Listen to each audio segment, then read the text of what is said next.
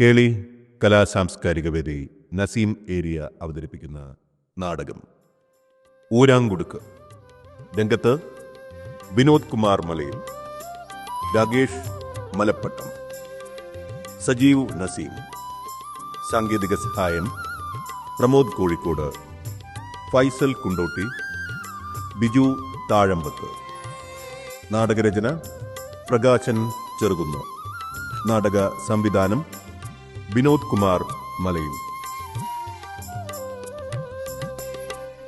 ചില വീഴ്ചകൾ കണ്ണ് കാണാത്തതുകൊണ്ടല്ല, ചിലരെ കണ്ണടച്ച് വിശ്വസിച്ചതുകൊണ്ടാണ്. ചതിയുടെ മുഖം മൂടിയണിഞ്ഞ് നുണകൾ സത്യത്തെ മറികടക്കുമ്പോൾ തളർന്നു പോകരുത്. പ്രതീക്ഷകൾ കൈവിടാതെ ജീവിതം മുറുകെ പിടിക്കണം. ഗൾഫുകാരെന്നാൽ എല്ലാവരും സമ്പന്നരാണെന്ന് കരുതരുത്. പ്രയാസങ്ങൾക്കും പ്രതിസന്ധികൾക്കുമിടയിൽ വഴിമുട്ടിപ്പോകുന്ന കുറേ ജീവിതങ്ങളുണ്ടിവിടെ. സാധാരണക്കാരായ അവരുടെ കഥയാണ് ഊരാങ്കുടുക്ക്. നിങ്ങൾക്കിഷ്ടമാകും, കാരണം നിങ്ങളിൽ പലരെയും ഇതിൽ കണ്ടേക്കാം. ഇത് നിങ്ങളുടെ കഥയാണ്. ഊരാങ്കുടുക്ക്.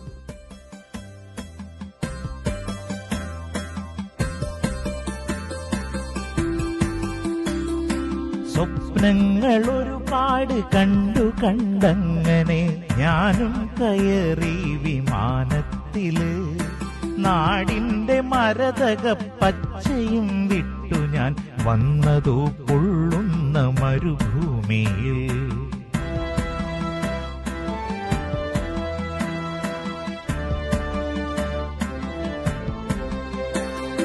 കടലുകൾ താണ്ടി മയിലുകൾ താണ്ടി ഹൃദയം പറിച്ചു ഞാനിവിടെ എത്തി. എന്നെയും ഓർത്തങ്ങ് കണ്ണീർ പൊഴിച്ചെന്റെ പ്രാണന്റെ പാതി തേങ്ങിടുന്നു. അച്ഛനെ കാണാതെ കണ്ണീർ പൊഴിക്കുന്ന പിഞ്ചു പൈതങ്ങളും ഒപ്പമുണ്ട്.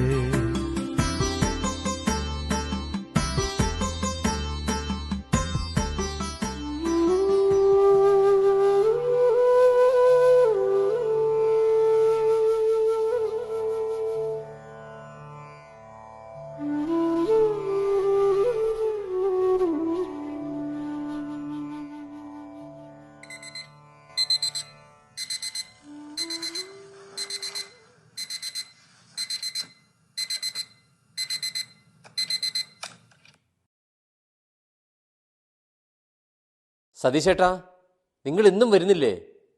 2 ദിവസമായില്ലേ ലീവ് എടുത്തിരിക്കുന്നേ? ഇതെന്താ പറ്റിയേ? വല്ലാത്ത വയ്യായിക. ഇന്നുകൂടി അങ്ങനെ കഴിയട്ടെ. എന്നാ സതീശേട്ടാ, നിങ്ങൾക്ക് ഡോക്ടറെ പോയി കാണരുതോ? ഇത് എത്ര ദിവസം ഇങ്ങനെ? ഓ, ഡോക്ടറെ കാണിച്ചു മാറ്റാൻ പറ്റാവുന്ന അസുഖമൊന്നും അല്ലടാ. ഇല്ല, ഇത് അവസാനത്തെ ലീവാ. ലീവാക്കിയിട്ട് ഫോർമാൻ എഞ്ചിനീയറും കലി വന്ന് തുള്ളുന്നുണ്ടേ. തുള്ളട്ടടാ, തുള്ളട്ടെ. അത് അവരുടെ ജോലി.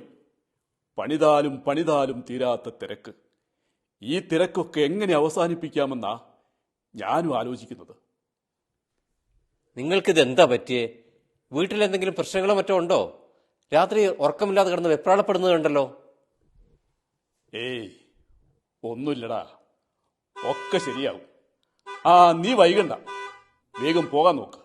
ഞാൻ പോകുന്നു, നമുക്ക് വൈകിട്ട് കാണാം.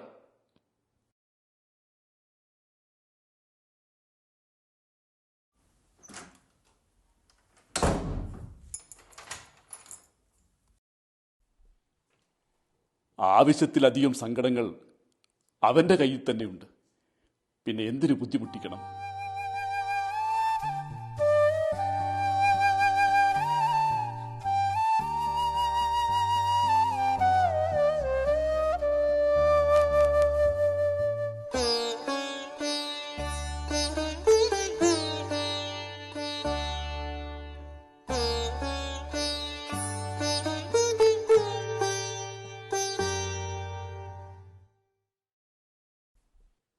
ഒരുപാട് പ്രതീക്ഷകളുമായാണ് ഗൾഫിലേക്ക് വന്നത്. പ്രാരാബ്ധ കുടുക്കുകൾ ഓരോന്നായി അഴിച്ചെടുക്കാൻ തന്നെ ഏറെ സമയമെടുത്തു. അതിനിടയിൽ എന്ത് സമ്പാദ്യം കൂട്ടിവെക്കാനാ? ഓട്ടക്കയ്യൻ. ഒടുവിൽ സ്വന്തമെന്ന് കരുതിയ ഭാര്യയ്ക്കും മക്കൾക്കും വരെ വേണ്ടാതായി. പണമില്ലാത്തവൻ വെറും പിണമാണ്. എല്ലാവർക്കും പണം മാത്രം മതി, വെറും പണം മാത്രം.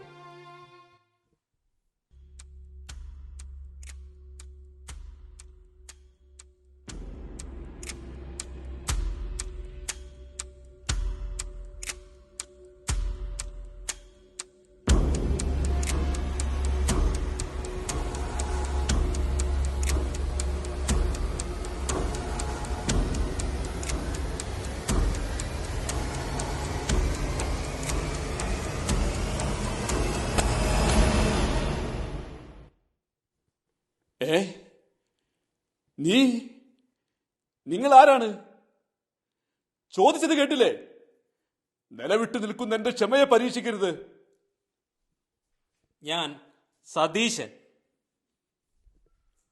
സതീശനോ? ഏത് സതീശൻ? നിങ്ങളെന്താ ആളെ കളിയാക്കുകയാണോ? എന്താ നിങ്ങളുടെ ഉദ്ദേശം? വെറുതെ അല്പനേരം സംസാരിച്ചിരിക്കാമെന്ന് കരുതി. എനിക്ക് ആരോടും ഒന്നും പറയാനില്ല.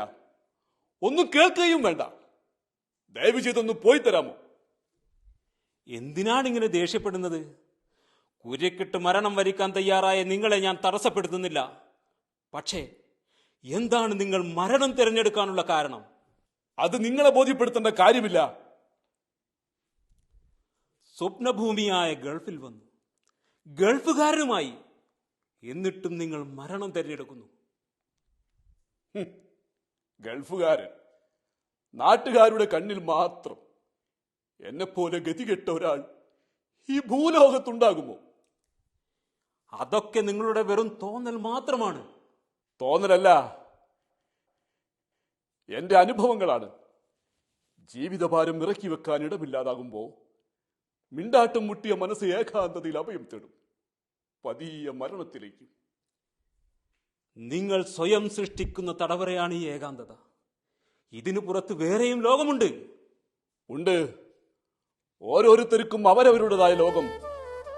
ഇന്നലെ വരെ ജീവനാണെന്ന് പറഞ്ഞ് കൂടെ നിന്നവർ ഇന്നാരുമല്ലാതായി മാറി. എത്ര തന്നെ ചേർത്ത് നിർത്തി സ്നേഹിച്ചാലും അവസാനം ഒറ്റപ്പെടൽ തന്നെ ബാക്കി. മനസ്സിന്റെ വിഷമതകൾ ആരോടും പങ്കുവയ്ക്കാതെ ഉള്ളിൽ അടക്കി പിടിക്കുന്നത് കൊണ്ടാണ് ഈ കുഴപ്പം. ആരോടാണ് പങ്കുവെക്കേണ്ടത്? സങ്കടങ്ങളെ പുഞ്ചിരിയിൽ ഒതുക്കി ഉള്ളുരുകുന്നവരോടോ? ഒരുപക്ഷെ ഒരു പിടിവള്ളി കിട്ടിയാലോ? ആത്മഹത്യയേക്കാൾ ഭേദമല്ലേ അത്? സ്വന്തം ഭാര്യയ്ക്കും മക്കൾക്കും വേണ്ടെങ്കിൽ പിന്നെ ആർക്കു വേണ്ടി? വേണ്ട, മതിയായി എനിക്ക് ഈ ജീവിതം. ഇനിയൊരൽപ്പം മനസമാധാനമാണ് വേണ്ടത്. അതിന് മരണത്തെ കൂട്ടുപിടിക്കല്ലാതെ വേറെ വഴിയില്ല. ആരോ വിളിക്കുന്നു. ഷീജ, മുത്തുമണി, നിങ്ങളുടെ ഭാര്യയല്ലേ? സ്നേഹമില്ലെന്ന് പറഞ്ഞിട്ട് എന്താ ഫോൺ ഓഫാക്കിയത്? പൈസയ്ക്ക് വേണ്ടി വിളിക്കുന്നതല്ലേ? മക്കളെ പോറ്റുന്നതിന്റെ കണക്കും പറഞ്ഞ്. ഫോൺ എടുത്താലല്ലേ അതറിയാൻ പറ്റൂ. ഇതൊക്കെ സ്ഥിരം പല്ലവിയല്ലേ? മക്കളെ കൊണ്ട് വിളിപ്പിക്കുന്നതാവും. പൊന്നു വിളയുന്ന മണ്ണിൽ നിന്നും ഒരു പിടി സമ്പാദ്യങ്ങളുമായി തിരിച്ചു പോകണം. എന്നിട്ട് സ്വസ്ഥമായ സുഖജീവിതം. അതായിരുന്നു സ്വപ്നം.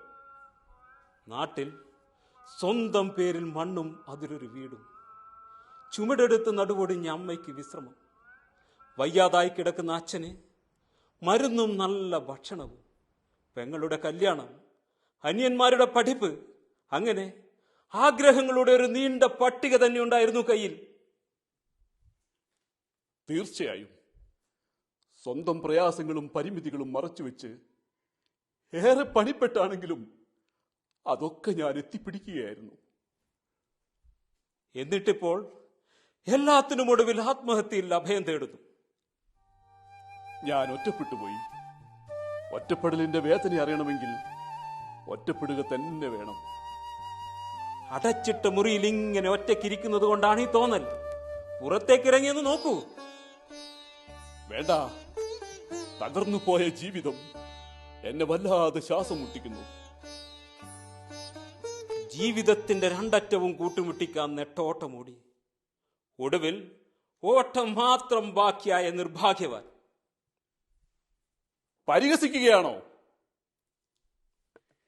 സന്തോഷവും സങ്കടങ്ങളും ഈ 4 ചുവരുകൾക്കുള്ളിൽ ഒതുക്കി ഞെരുങ്ങി ജീവിക്കുന്ന നിങ്ങളെ ഞാൻ എന്തിന് പരിഹസിക്കണം? അമ്പരചുംബികളായ കെട്ടിടങ്ങൾക്കിടയിൽ വർണ്ണദീപങ്ങളുടെ വിസ്മയവും രാത്രി ജീവിതത്തിന്റെ ഉന്മാദവും അന്യമായവർ വേറെയുമുണ്ട്. ഇല്ലെന്ന് ഞാൻ പറഞ്ഞില്ലല്ലോ. ലേബർ ക്യാമ്പുകളിൽ അന്തിമയങ്ങുന്നുണ്ട് കടൽ കടന്നെത്തിയ കുറേ സാധാരണക്കാർ. അവരും ഗൾഫുകാരനെന്ന ഓമന പേരിന് ഉടമകളാണ്. അവരുടെ മുറിയുടെ മൂലയിലും അടിഞ്ഞുകൂടി കിടപ്പുണ്ട് നഷ്ടസ്വപ്നങ്ങളുടെ കൂമ്പാരം. ആയുസിന്റെ നല്ല കാലം മുഴുവൻ കുടുംബത്തിനു വേണ്ടി ഹോമിച്ചു.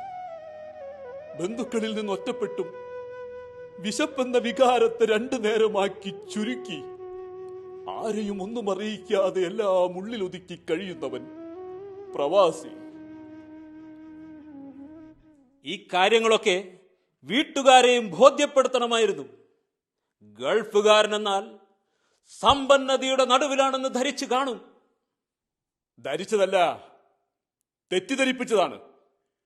ബന്ധു കൂടിയായ ചങ്ങാതി ഷാജി എങ്ങനെയെങ്കിലും രക്ഷപ്പെട്ടോട്ടെ എന്ന് കരുതിയ ഒരു വിസയെടുത്ത് അവനെ ഇങ്ങോട്ട് കൊണ്ടുവന്നത്. തരികിടക്കാരനാണെന്ന് അറിയാമായിരുന്നിട്ടും എന്നിട്ടും സ്വന്തം നിലനിൽപ്പിന് തന്നെ ഭീഷണിയായപ്പോൾ നാട്ടിലേക്ക് കയറ്റിവിടേണ്ടി വന്നു. വെറുതെ ഇറന്നു വാങ്ങിയ ശത്രുത. പകമൂത്ത പാമ്പിനെ പോലെ അവൻ എനിക്കെതിരെ തിരിഞ്ഞു. പെണ്ണുങ്ങളെ വരുതിയിലാക്കാൻ അതിവിദഗ്ധനാണവൻ. എല്ലാ കഥകളും കൊള്ളരുതായ്മകളും പറഞ്ഞു പറത്തിയും പളപളാ ലോകത്ത് സ്വപ്നാടനം നടത്തുന്ന എന്റെ ഭാര്യയെ അവൻ എളുപ്പത്തിൽ വരുതിയിലാക്കി. പണിതീരാത്ത വീടും പറക്കമുറ്റാത്ത മക്കളും ഭാര്യയും സ്വപ്നങ്ങളും സമ്പാദ്യങ്ങളും എല്ലാം ഇപ്പോൾ അവന്റെ മേൽനോട്ടത്തിലും നിയന്ത്രണത്തിലും അസലായിട്ടുണ്ട്. എല്ലാവർക്കും നല്ലതേ ചെയ്തിട്ടുള്ളൂ. എന്നിട്ടും എന്തേ ഞാൻ ഇങ്ങനെയായിപ്പോ? മനസമാധാനം കെട്ടുപോയ ജീവിതത്തെ മരണം വശീകരിക്കുന്നു. ആത്മഹത്യ ഒന്നിനും ഒരു പരിഹാരമല്ല. പ്രശ്നങ്ങളെ തരണം ചെയ്ത് മുന്നേറണം. മരിക്കാൻ ഒരു പാടുമില്ല, ജീവിക്കാനാണ് പാട്. പ്രതീക്ഷകളും സ്വപ്നങ്ങളും നഷ്ടപ്പെട്ടവന് മുമ്പിൽ ഇരുൾ മൂടിയ വഴികൾ മാത്രം. ആ ഇരുട്ടിൽ മരണമാണ് ഏകാശ്വാസം. അതും കൂടി മുടക്കാനാണോ നിങ്ങൾ ശ്രമിക്കുന്നത്? മക്കളെക്കുറിച്ചും അവരുടെ ഭാവിയെക്കുറിച്ചും നിങ്ങൾ ഓർക്കുന്നതേയില്ല. നിരാലംബരായ അനാഥ കുഞ്ഞുങ്ങളെ തെരുവിന്റെ സന്തതികളാക്കാനാണോ നിങ്ങൾ ഇത്രയും കഷ്ടപ്പെട്ടത്? നിങ്ങളെക്കുറിച്ച് മാത്രം ചിന്തിക്കുന്നു. ഇത്രയ്ക്ക് സ്വാർത്ഥനാവരുത്. സ്വാർത്ഥനോ? ഞാനോ? ഉണ്ണാതെ ഉറങ്ങാതെ ഞാൻ കണ്ട സ്വപ്നങ്ങൾ മുഴുവനും അവരെക്കുറിച്ചായിരുന്നു. അവരകപ്പെട്ട വിഷമവൃത്തത്തിൽ നിന്ന് അവരെ എങ്ങനെ മോചിപ്പിക്കണമെന്ന് ചിന്തിക്കാതെ സ്വയം ന്യായീകരണം കണ്ടെത്തി തടി തപ്പാനാണ് ശ്രമം. അവരോട് സ്നേഹമുണ്ടെന്ന് പറയുന്നത് കള്ളമാണ്. നിങ്ങളെ മാത്രം സ്നേഹിക്കുന്നു. മക്കളെ എത്രമാത്രം സ്നേഹിക്കുന്നുണ്ടെന്ന് ആരെയും ബോധ്യപ്പെടുത്തി സർട്ടിഫിക്കറ്റ് വാങ്ങേണ്ട കാര്യം എനിക്കില്ല. ആവശ്യമില്ലാത്തടുത്ത് വലിഞ്ഞു കയറി വന്ന് വേദാന്തം പുലമ്പുന്നോ? ഇറങ്ങിപ്പോടാ. എന്റെ അടുത്തല്ല, കുടുംബത്തിൽ കയറി മേയുന്ന കൂട്ടുകാരന്റെ അടുത്ത് കാണിക്കണമായിരുന്നു ഈ ഉശുരും വീര്യവും. കാണിക്കുവിടാ, കാണിക്കും. എന്തോന്ന് കാണിക്കാൻ?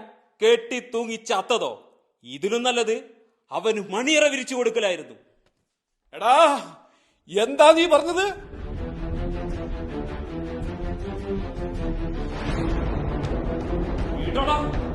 എന്നെയല്ല, അവന്റെ കഴുത്തിൽ പിടിക്കണമായിരുന്നു. നിന്റെ കഴിവുകേടിലാണ് അവൻ കയറി പിടിച്ചത്. ഭാര്യ നിലക്ക് നിർത്താൻ അറിയാത്ത നാറി. സ്നേഹമാണ് പോലും സ്നേഹം. ഥു.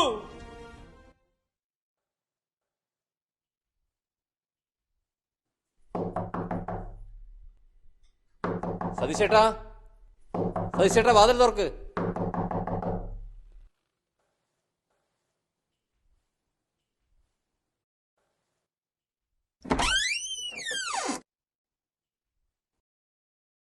സതീശേട്ടാ, എന്താ ഇത്?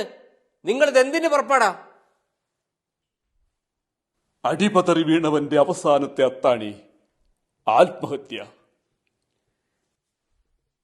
നാട്ടിൽ നിന്ന് നിങ്ങളുടെ ഭാര്യ ഇപ്പൊ എന്നെ വിളിച്ചിരുന്നു. ഡിവോഴ്സ് കേസിന് വേണ്ടിയായിരിക്കും. വേണ്ട, എനിക്ക് കേൾക്കണ്ട അവളെ. അല്ല, അവരുടെ പണവും ആഭരണങ്ങളുമായി കടന്നു കളയാൻ ശ്രമിച്ച ഷാജിയെ പോലീസ് പിടിച്ചെന്ന്. അതെ, പോലീസ് സ്റ്റേഷനിൽ നിന്നാണ് അവരെന്നെ വിളിച്ചത്. നിങ്ങളെ വിളിച്ചിട്ട് കിട്ടിയില്ലെന്ന് പറഞ്ഞു. ഉടനെ നാട്ടിലേക്ക് വിളിക്കാൻ പറഞ്ഞു. അതെയോ? എന്റെ മക്കൾ?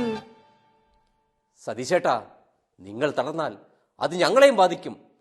പ്രവാസം ലക്ഷ്യമിടുന്ന പുതുതലമുറയുടെ സ്വപ്നങ്ങളിൽ കരിനിഴൽ വീഴ്ത്തരുത്. മരണത്തെ എത്തിപ്പിടിക്കുകയല്ല, ജീവിതത്തെ മുറുകെ പിടിക്കണം.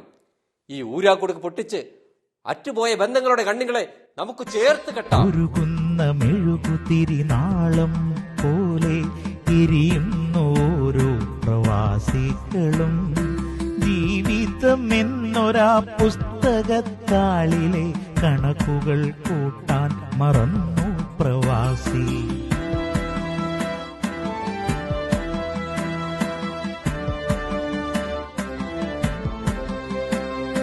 നരവന്നു വീണതും മുടികൾ കൊഴിഞ്ഞതും പാവം പ്രവാസി അറിഞ്ഞതില്ല. ഒരായുസിൻ പകുതിയും പ്രവാസിയായി തീർത്തവൻ നാളെ മടങ്ങുന്നു നാട്ടിലേക്ക്.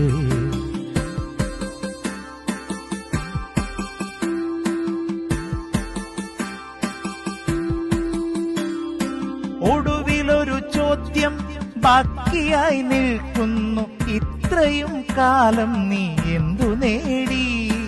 ഒടുവിലൊരു ചോദ്യം ബാക്കിയായി നിൽക്കുന്നു, ഇത്രയും കാലം നീ എന്തു നേടി? ജീവിതമെന്നൊരാ യാത്രകൾക്കിടയിൽ പാവം പ്രവാസി മറന്നുപോയി. കണക്കുകൾ കൂട്ടാനും ഓർത്തു പറയാനും പാവം പ്രവാസി മറന്നുപോയി.